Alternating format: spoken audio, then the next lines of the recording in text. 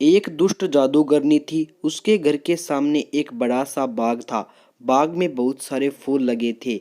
एक महिला उस घर के आगे से होकर जा रही थी। उसने सुंदर गुलाब देखे। उसने सोचा कि मंदिर में चढ़ाने के लिए एक गुलाब तोड़ लिया जाए। लेकिन जैसे ही उसने फूल तोड़ने के लिए आगे हाथ बढ़ाया, जादूगरनी आ गई। वह चिल्लाकर बोली, रुक जा मूर्ख महिला, तूने मेरे फूल को छुआ है। यहाँ किसी को भी मेरे फूल छूने की आज्ञा नहीं है। तेरी इस गलती की सज़ा तुझे ज़रूर मिलेगी। मैं तुझे भी गुलाब का फूल बनाती हूँ। यह कहकर जादूगरनी ने इशारा किया और वह महिला घबराकर रोने लगी। वह बोली, मुझे माफ़ कर दो, मुझसे बहुत बड़ी भूल हो गई। मेरे ऊपर दया करो, मुझे फूल मत बनाओ। उसका रोना सुनकर जादूगरनी ने कहा, मैं एक बार जो कह दिया वह तो होकर ही रहेगा। मैं इतना कर सकती हूँ कि तेरी सज़ा थोड़ी कम हो जाएगी। आज पूरे दिन तू इस क्यारी में रहेगी और रात होने पर अपने घर जा सकेगी। लेकिन सुबह होते ही तुझे वापस यहाँ आना होगा। यदि ऐसा नहीं हुआ तो तू अपने घर पर ही फूल बन जाएगी। इसीलिए सुबह होते ही यहाँ आ जाना। हाँ, अगर तुझे किसी ने यहाँ के फूलों में से पहचान लिया तो मेरा जादू टूट जाएगा और तू हमेशा के लिए जा सकेगी। जादूगरनी के इतना कहते ही वह महिला गुलाब का फूल बनकर एक पौधे से जुड़ गई। रात होते ही वह वापस अपने रूप में आ गई। दिन भर की धूप में बेचारी परेशान थी। वह देर रात अपने घर पहुंची।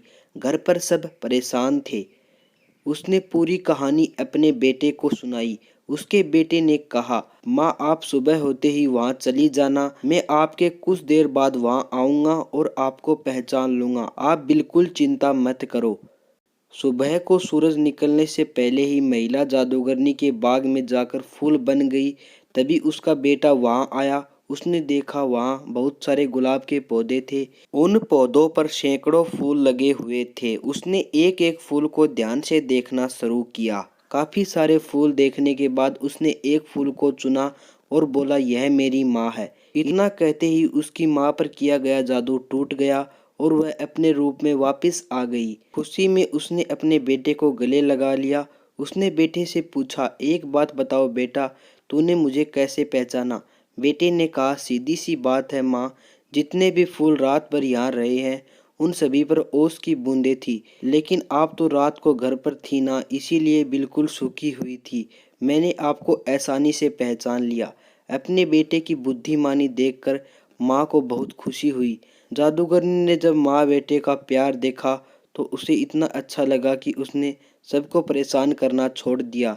अब वह दुष्ट जादूगरनी नहीं थी, बल्कि एक अच्छी और नेक जादूगरनी बन गई थी। ऐसी ही और स्टोरी के लिए चैनल को जरूर सब्सक्राइब करें।